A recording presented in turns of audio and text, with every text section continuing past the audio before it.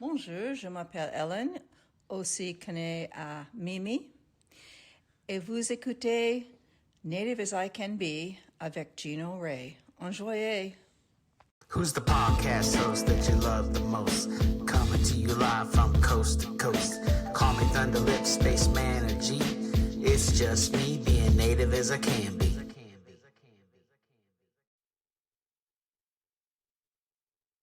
All right. Hello, everybody. This is Geno Ray, host of Native as I Can Be.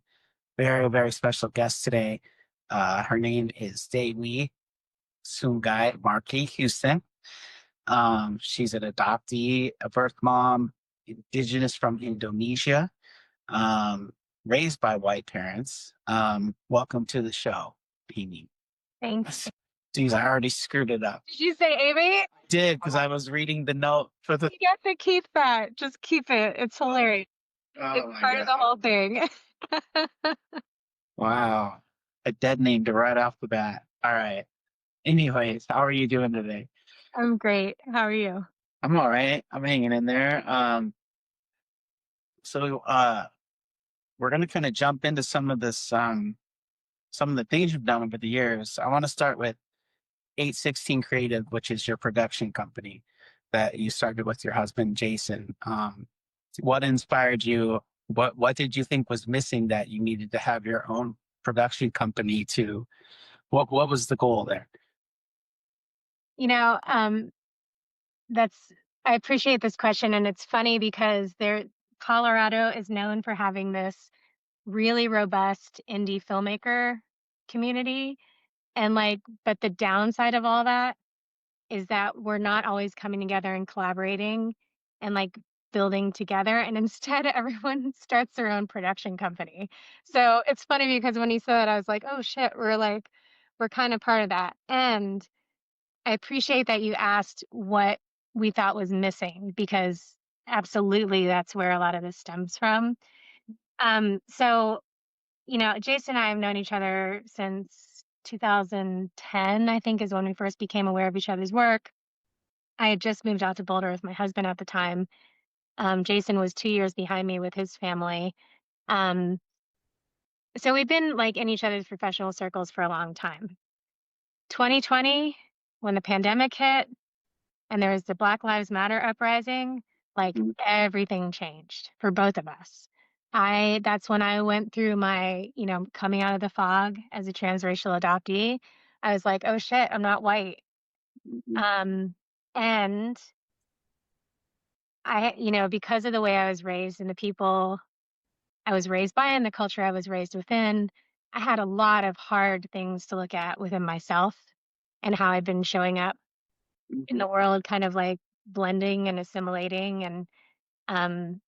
And so the BLM uprising was a big shift for me, specifically the murder of Ahmaud Arbery, who was the young Black man who was running through white suburbia and got shot.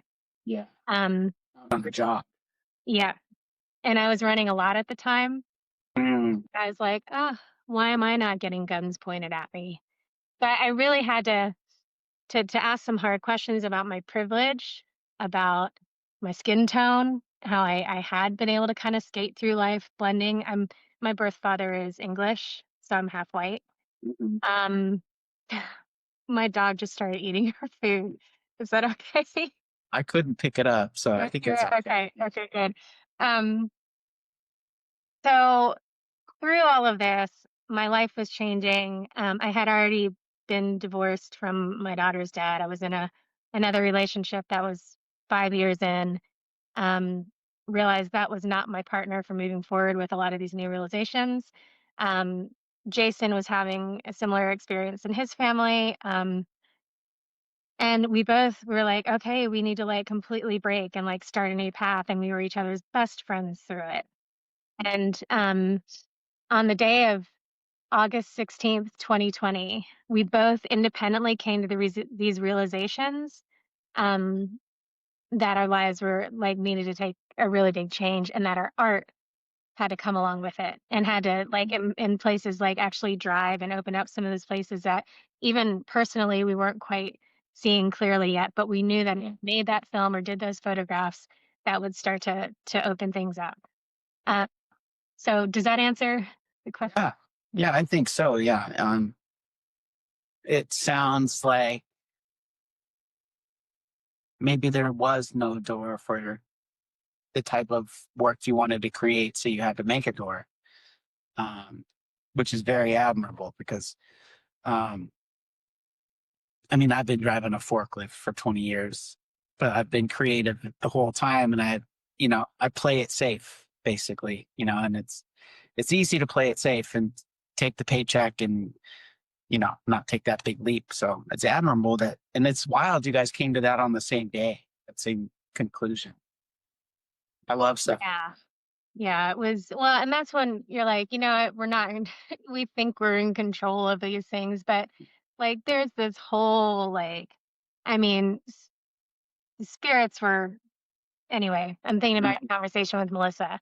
There was this whole invisible team working to make sure that we were coming together on the right path. Totally. Yeah. Okay, so I know that you've done a ton of projects, but I want to get right into kind of the reason we're here, which is your movie called My Name Is Not Age. Um, I've got a ton of notes about this, and I don't think we need to go through all of them, but I want to hit some key points because this was like an 18-minute, like 18 minutes of gold sound bites. It's just like everybody had like the best thing to say. And so, like, just watching it, and I'm not an adoptee, but I'm somewhat ensconced in this community now. I'm just like, it was just hit me, hit me, hit me. But so right off the bat, within the first couple minutes, um, you wanted to be named Tiffany, right? You wanted your teacher to call you Tiffany. And what you had said in the movie was you were always jealous of the little blonde girls. And Tiffany was like the widest name you could think of. So, but why? What was so great about the little blonde girls? I just well, I was raised in a white community and there is a lot of value put upon that kind of beauty. I saw success in it, however you define success as like a first grader, right? But like the boys liked all the cute little blonde girls the most. They had the leads in all the movies or the TV shows. It was just this image of, a proper American girl. And I'd always known I was adopted. I always knew I was born in Indonesia. And I was proud of that story. Like I didn't care if anyone else thought it was special. It made me feel special. And at the same time, I just wanted to fit in. I wanted to be like, yeah, I just wanted to fit in. Yeah. And I kind of knew the answer to that question. That was more for the people listening, just because I went through it myself in a small, rural white town. And I remember like being a kid named Brian, who to me was like the epitome of like just all American, this like good athlete, blonde, good looking. Everybody was in love with them.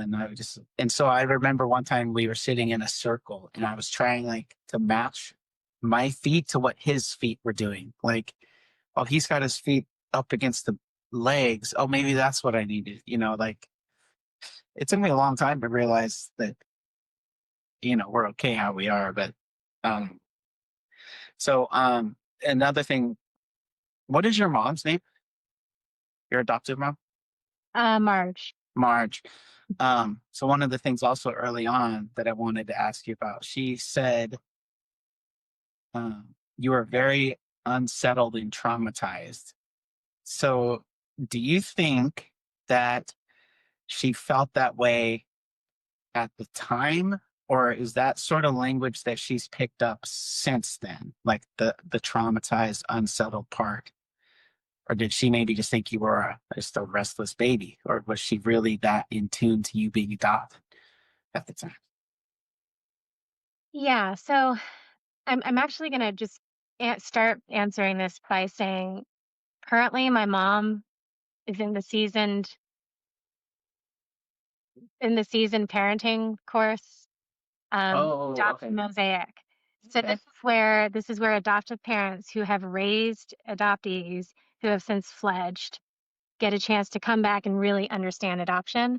So I just want to say, like, the progress she's made since we filmed scenes with her, since we edited the film, put it out in the world, and to today, she's just made these huge strides, and I'm really proud of her. So I want to start by acknowledging the work that she's doing. That's great. Yeah, she, as she was a great mom in so many ways. And I had a good childhood in so many ways. And she did have this ability to really tune in and empathize, or at least recognize my state. I don't know about the empathizing part, but recognize my state. Yeah. I had a hard entry into the world. My birth mother was in university. She had an affair with my much older English birth father. And because at the time she was working in hospitality, and I think that's what she went to school for. This is kind of a path that young Indonesian women were taking at the time. Like, you'd work at the hotel, and and that was the career. And so she was back at school. Oh, they don't have like sex education at school there. It's a very Muslim community, and I guess those are not things that I'm aware of that are spoken about publicly in an education style. So she was pregnant, but she didn't realize it until she was 5 months in. She didn't really understand. She didn't have any education behind it. So she was this tiny woman, and just hit it, and then she hit 7 months and started to show.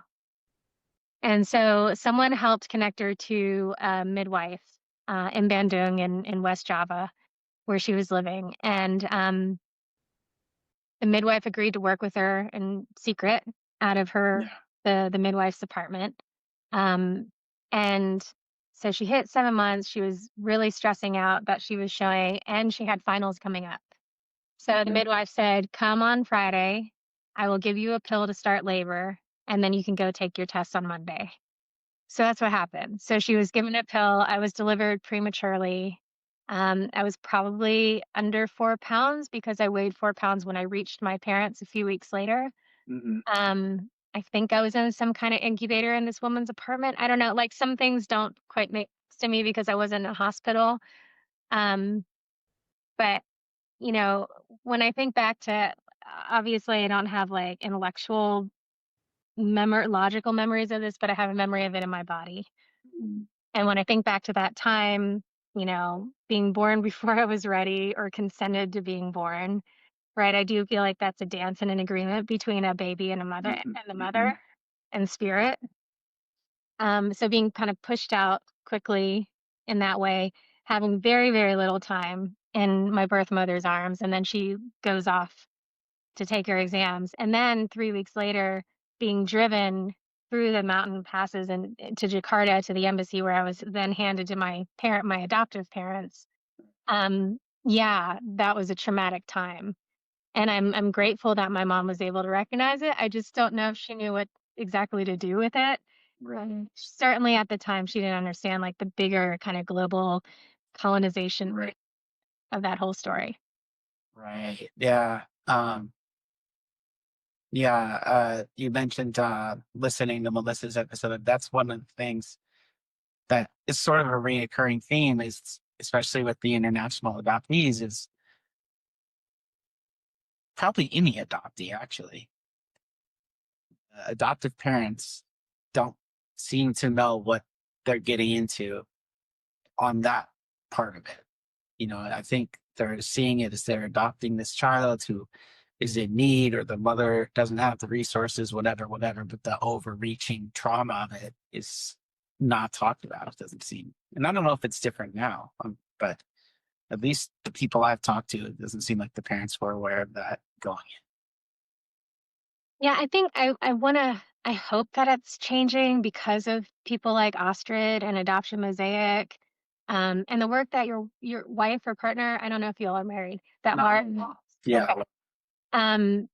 Just, because now there's this whole generation of grown ass adoptees who are Yeah. like, actually, this was my experience. And now we understand that these are the forces in the world that created this situation. And, wherever we can slip in and start to educate people. So I do think that more than ever, adoptive parents are getting a better education on the front end, but it's still not nearly as widespread as it should be. Yeah. One of the clips that I put a bunch of asterisks around it is they had that guy, it's that black and white footage from the Salvation Army. And the guy says, uh, it's such a like insightful thing to say. And then it just goes, but he says, we're taking them from everything they know and everything they're used to. And then he just says, and we hope they find good homes. It's like, damn, like it was such, and I think he's speaking truthfully that of course he wants people to find good homes, but he's saying, yeah, we're taking them from everything they know and everybody they love and everything they're familiar with. And hope it works out. you know, it's just such a dated point of view, but also very, I don't know. That just struck me big time when I saw that. I think I'm glad you pointed that line out. It certainly struck me too when I found it, and I was like, "Oh, we got to get this into the film." And I think thinking about it now, it kind of reflects one of the things that's so challenging about kind of like the white progressive mindset, which is like we are educated enough to know that this is a hard situation for this other person. But like we're exempt from like understanding our own participation in it, and we're good people, so they'll probably find a good home, right? Like there's this like theme and tone there that I just see all around because I still live in white suburbia. Hmm. Like I see it all around me. It hasn't gone away.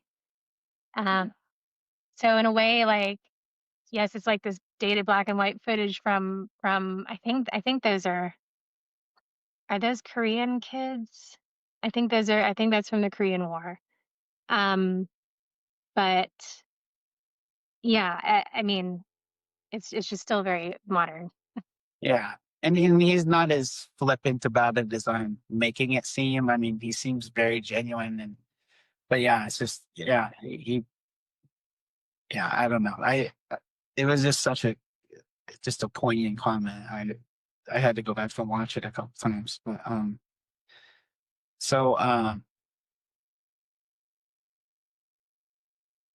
okay, hold on. Here we go. See, this is what happens when I have notes.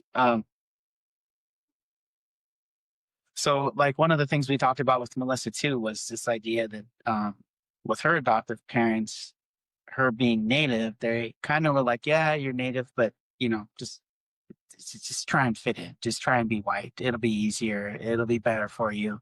And I don't think that they meant any harm by that. They thought they were doing what would be easiest or best or whatever. But did you experience any of that too? Yeah, I mean, it was different, and I think I wanna I think my parents' kind of narrative would have been different if I'd been Native American. They did not see indigeneity was never a conversation in our home. It just it just wasn't. There was little to no consideration given for the Native American story, for Indigenous European stories, or and then not to Indonesia either. And at this point, 1978 when I was born, we were pretty fresh out of independence, Indonesia declaring independence from the Netherlands, and um, there's this term that I love. It's called colonial Stockholm syndrome. An artist friend of ours coined it and has done, a lot of art around this idea.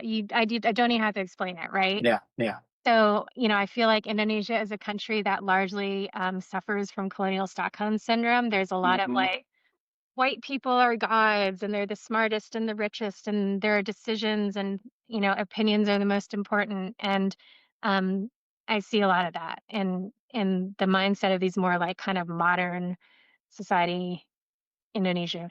Essentially glorifying your oppressor. Right, exactly. So anyway, long way of saying, I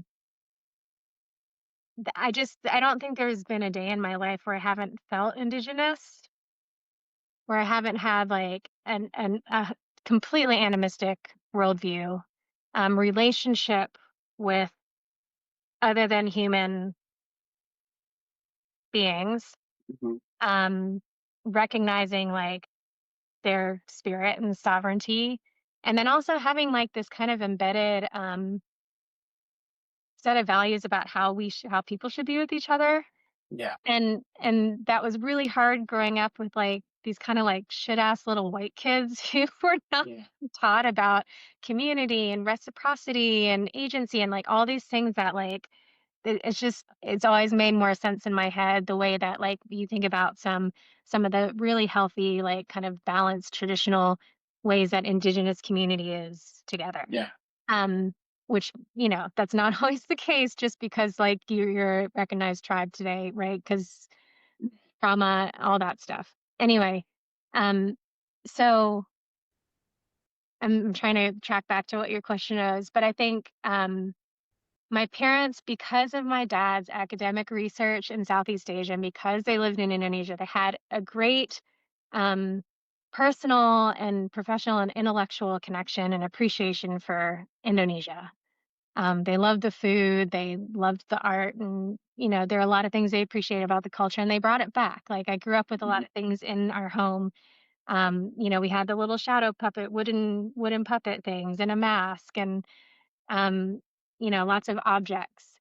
Hmm. Um, so, it's not that they couldn't help me understand and couldn't help like define a little bit what it meant to be Indonesian. Um, and it was certainly never explained to me through an indigenous point of view. Yeah. There was another quote in here, and it was there was a picture of a residential school, and I'm not sure who was talking, but somebody had said in the film, I always knew I was Native, but not what it meant.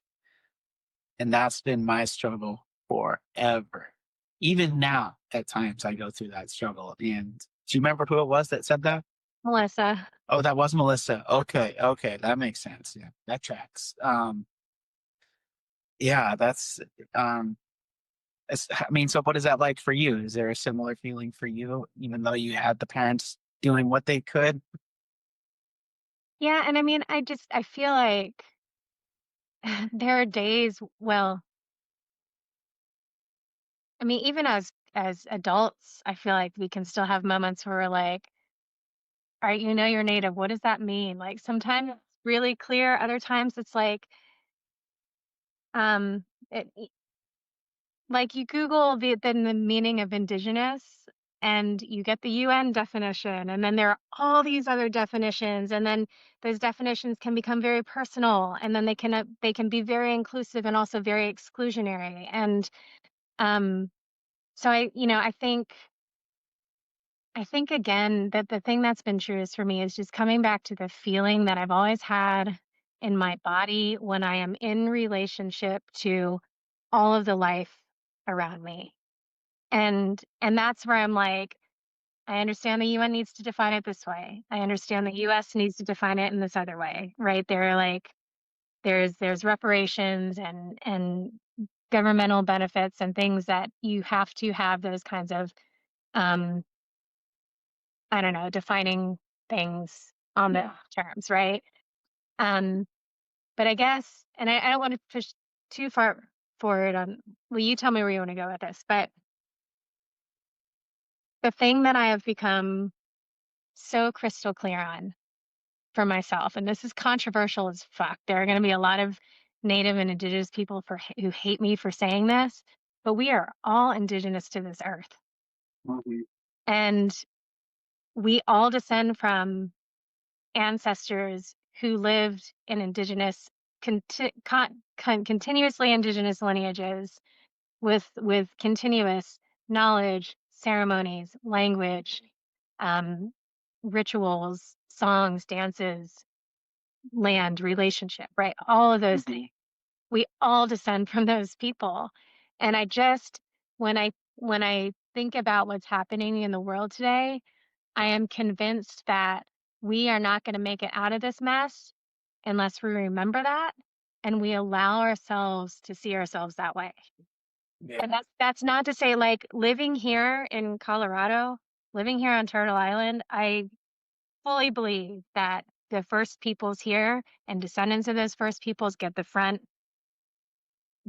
front row spot every time. Yeah. Like, that space should be reserved for them. Mhm. But right behind and in close collaboration and partnership and community with other people who are thinking indigenously, no matter where they originate from, but who are thinking indigenously and and and showing up and recognizing the ways we need to correct how we are, as residents here and in community with each other. Yeah.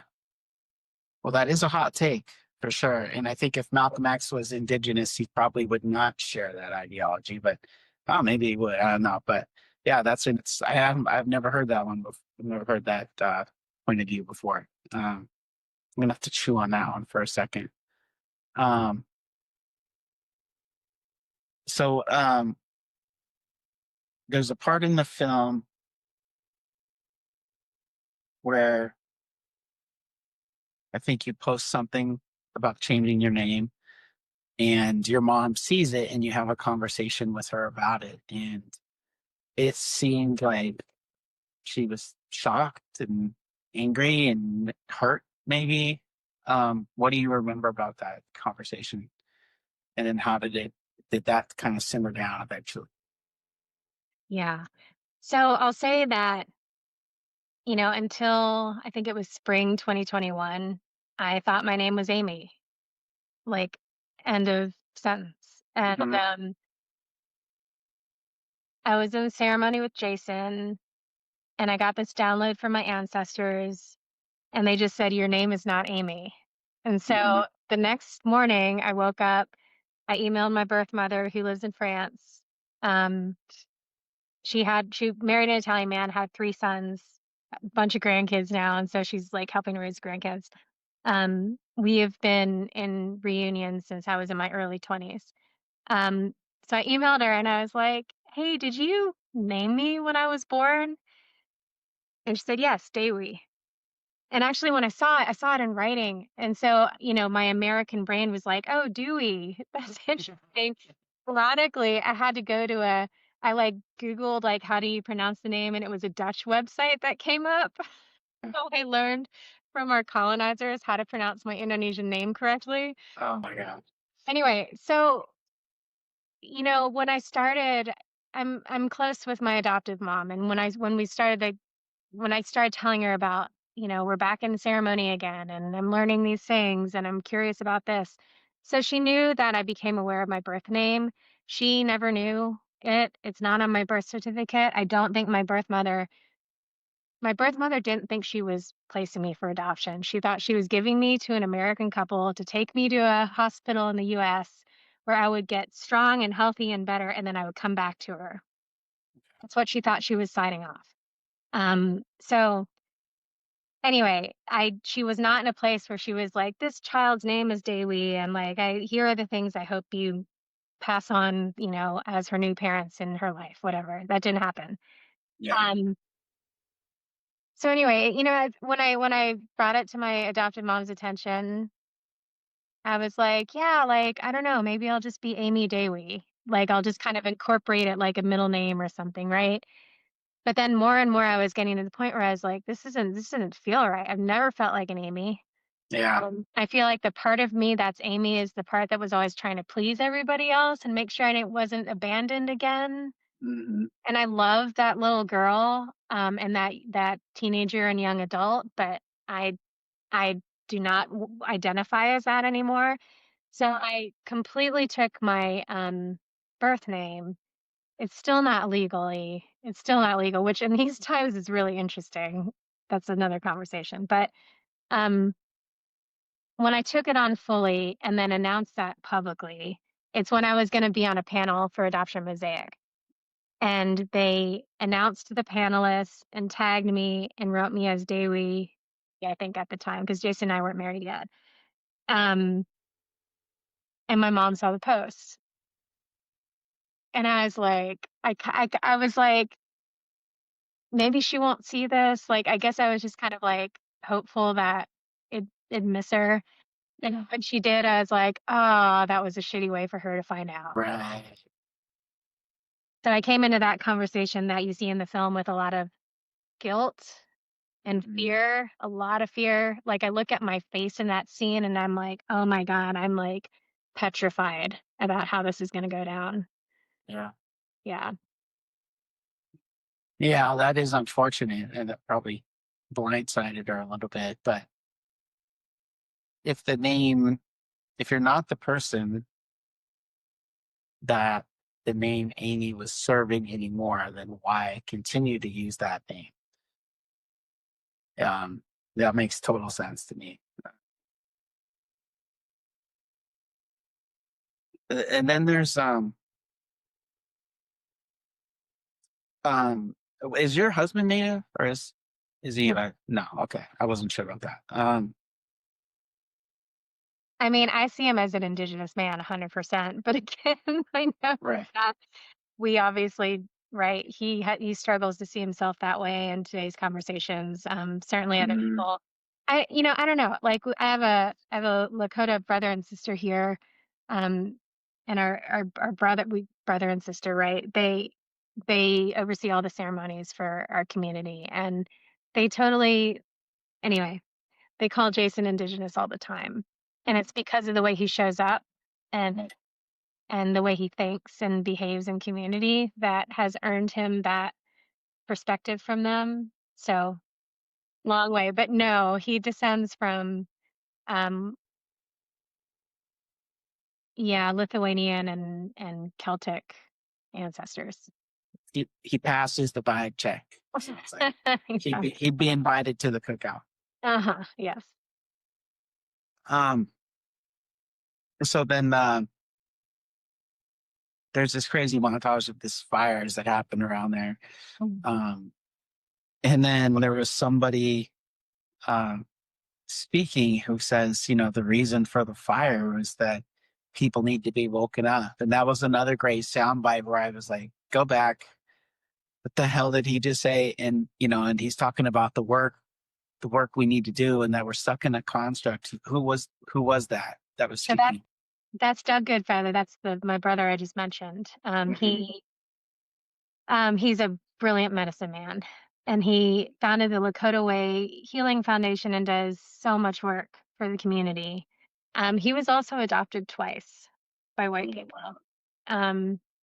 Also served and took the route of drinking and addiction, woke up in a ditch one day, literally like spirit came and like pulled him out of it and said, this is what you're going to do with your life from now on. And he took that path and has never looked back. Yeah.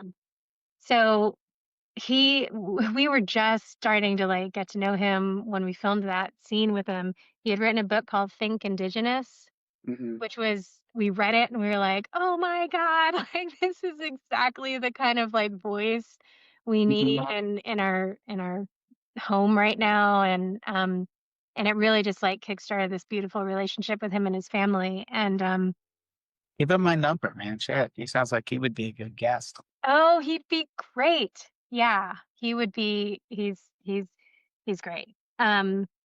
So when he has a chapter about fire. I'm gonna butcher the pronunciation, but peta.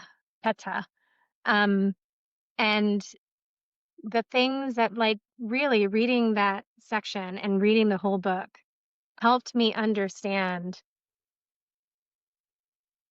that fire that burned through our zip code. And when it happened, I was really angry, as I articulate in the film. I was really angry at white suburbia and white culture and my white family. And then suddenly this fire came through and like burned it all down. So it's like it was this metaphor, this powerful metaphor of the lies that I feel like I was raised with, the and the just the lies, the facade. Um, Mhm. and I felt like it burned it all down to a place where now truth can come up. Mhm.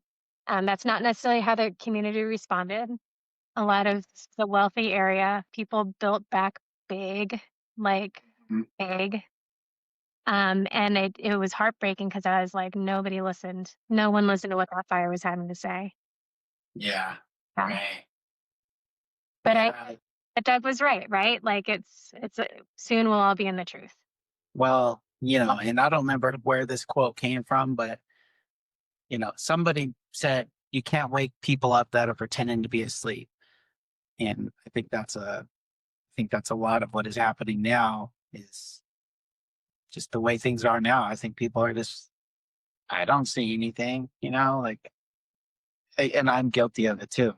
Um, um, so in next week, this is how badass my kid is. So they had to bring stuffies to school basically for a show and tell. So he brought one that he got at a powwow, and it's a Pokemon, but it looks like this. And I might have said this in the Melissa episode actually, but anyways, they were like, "What is that? Where did that come from?" And he's like, "Oh, it's from a powwow. I'm Klamath, and what's Klamath?" And he just up there like loud and proud, and he's like a quarter.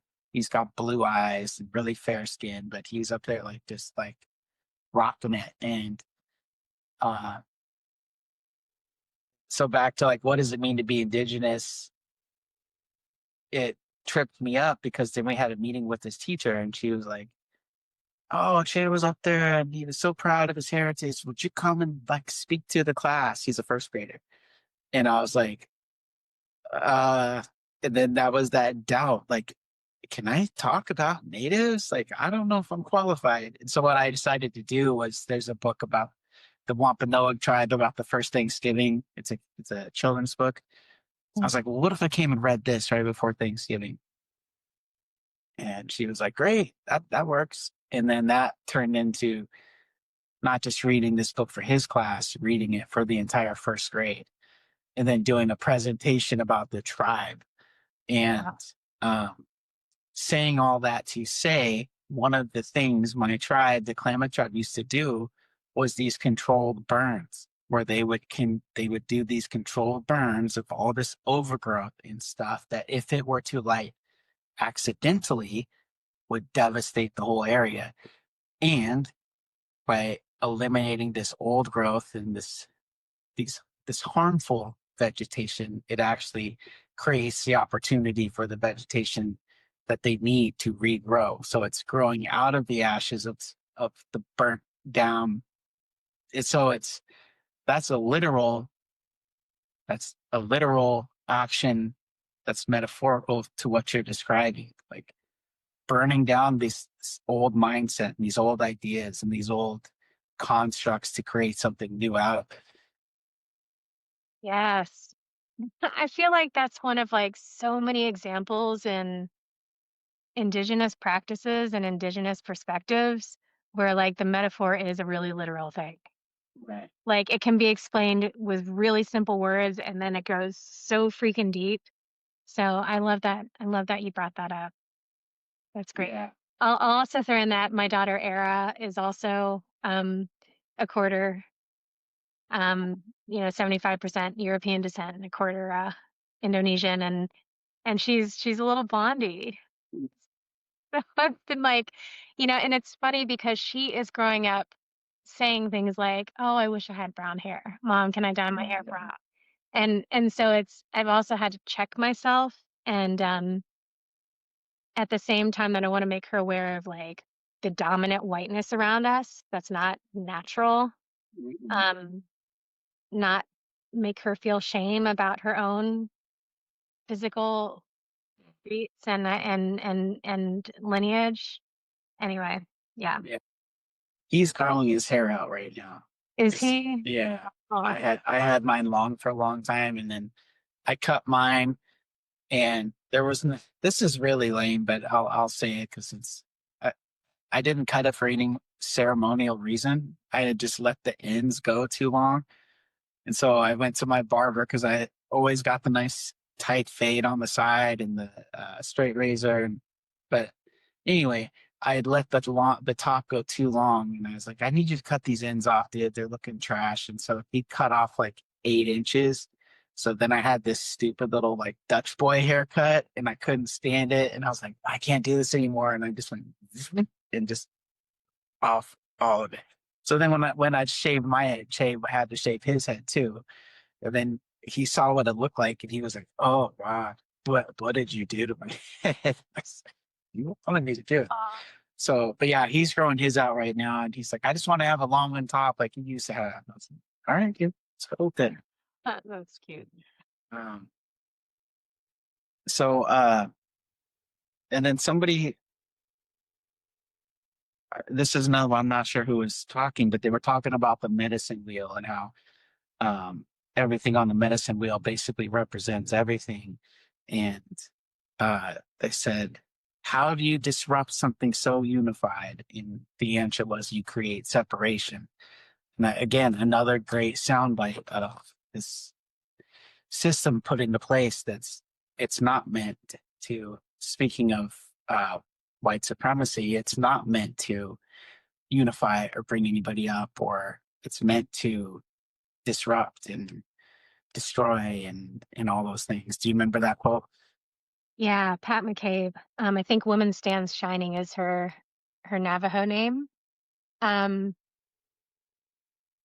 she, oh, I hope I got that right. Apologies if I didn't. Maybe you can put a correction in the notes if not.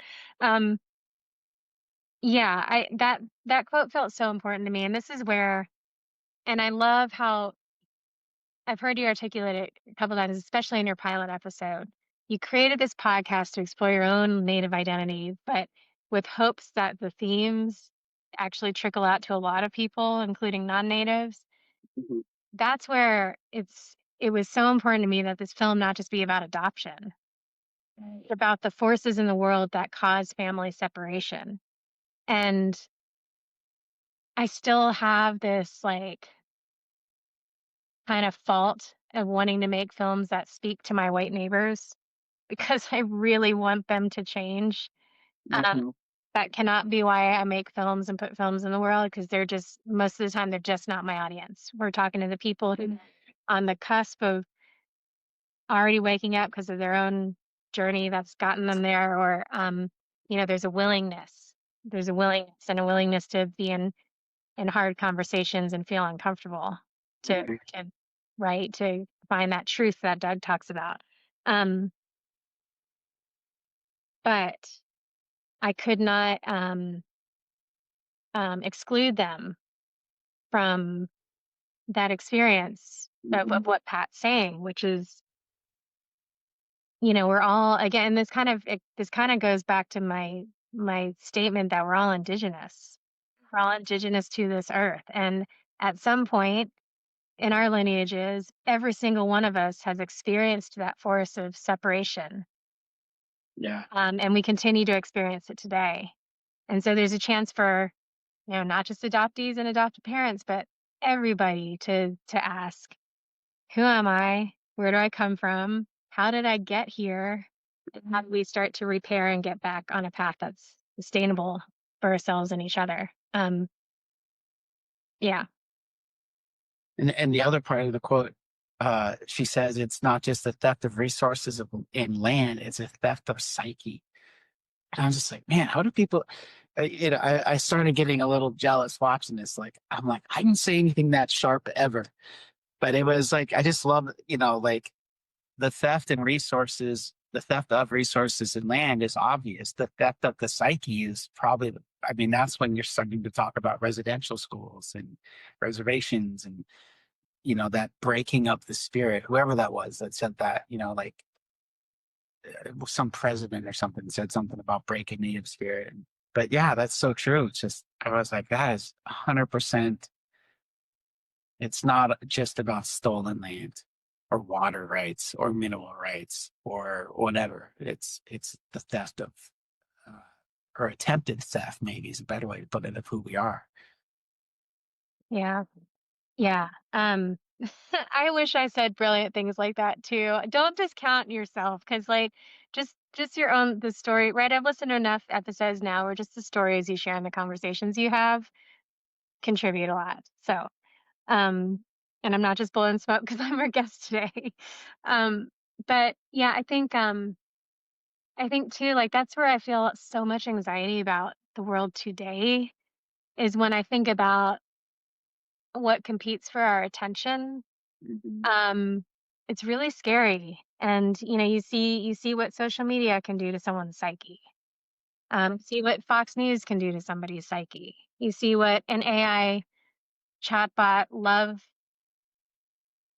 can do to somebody's psyche. And so I just feel like there's so much that's constantly derailing us. And it's like I love quotes like that because it reminds us, like, oh shit, we have this thing called psyche and we need to be aware of it and put some guardianship and protection around it. Yeah. Um, Man, I love these conversations. Yeah. So I'm jumping around a lot, but the part where you got the two tattoos right here, and what is that? What is that technique called? Do you know what it is? Where they have the little thing and they Yeah, I know it as hand tapping. hand tapping. That's it. Yeah. I'm sure Man, I have a different word. Yeah. I so want to get a tattoo like that. I've got a billion tattoos, but I'm like, I want to go do it like that, and I want to do it like. See, this is where it gets tricky though. Like you see the like Polynesian and Pacific Islanders have the full blown like they do the whole thing, and I'm like, yeah, I want to go do that, but I'm like, that's not really my culture, so that's where things get a little weird. But what, how, and then you started bawling afterwards. So what was it? What was the experience like for you? Just not just the process, but Yeah. after. It was full on ceremony. And this is what's so fun. So Melissa is like my sister, right? We found each other in some adoptee processing our adoptee experiences through art kind of thing. And I don't know. So we were in the same group and we've just been so tight ever since. I hired her for an altar reading before I went to Indonesia. And she pulled the cards, she built the altar, she channeled my ancestors and said all the things that were going to happen. And it was great because it wasn't like I had the answers, but it was like there's this really clear roadmap and I knew what the important things were to look for. Um, so just a quick plug for her services because she's brilliant. But that was really important. One of the things that they told her was that at some point I'm going to unexpectedly find myself in ceremony. So, I'm kind of going through the trip. I'm like, oh, are we going to get invited to like some like, Bornean version of the sweat lodge or like I didn't know what was going to come up. And it was a packed trip. We were able to afford it because we got a little client gig to go to Sulawesi and um, film a story, this nonprofit story about a community fishing.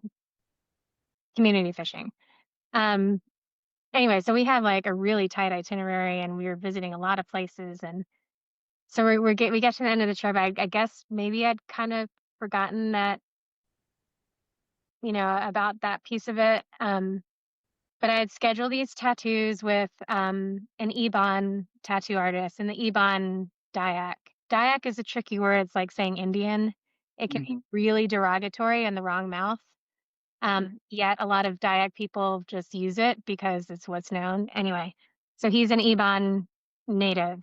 And they're known for the most beautiful tattoos. That is not my tribe, but I was like, okay, I'm still like close enough. If he's willing to give me tattoos, like help connect me back to my island, then I'll take it, right? Yeah. So we went and I started to get a feeling the night before that, oh, this might be the ceremony. So we went in. I don't know that we had really predetermined what the tattoos were going to be. Yeah. I can't remember how that unfolded, but we were looking at his designs and they're his own like custom designs. They might be they're informed by traditional things, but he takes them and modernizes them and gets approval from the ancestors before he starts applying them to anybody's skin. So we started with these. These are they're called bungai terung, which is eggplant flowers. And as a native Bornean person, they are the first tattoos you get. And they symbolize you leaving the longhouse and going out into the world to find yourself and understand your identity and find your life path. So, again, there's this really appropriate metaphor, I feel like, for it. So in a weird way, it was also this kind of reverse coming home to the longhouse, like, oh, now I understand. But it took 5 hours. It's not comfortable. People always ask if it hurt, and I'm like, pain doesn't feel like the right word to use because there's so many like quick assumptions with what pain is, and this idea like that you always turn away from it. But what it did was, if we're gonna use the word pain, the whole time I was there, I was like in this like trance state. You can probably see it in my eyes a little bit in that clip. And every time I felt pain, it came to the door and I greeted it. There's a Rumi poem about this, which I wish I could remember well enough because it's short. But I greeted it at the door. I gave it a big hug. I loved it, and then it would like alchemize and go through. And it wasn't like this thing that was held in my body anymore. And I think most of the images were things from my past. Maybe when I was a kid. And I'm sure more recently than that too, but it was just like one after the other after you had like all these guests, and so it was a big ceremony. When I came out of it, it was just like this catharsis, Did it feel like 5 hours in that moment? It felt like a long ass ceremony. It felt like I had been there for a long time. That is a long sitting. I mean, that is a pretty long stretch. I think I took a lunch break at one point, like, so it wasn't nonstop, but Yeah. Stay tuned for part 2 coming next week. Bye. Yeah, that's so cool, man. I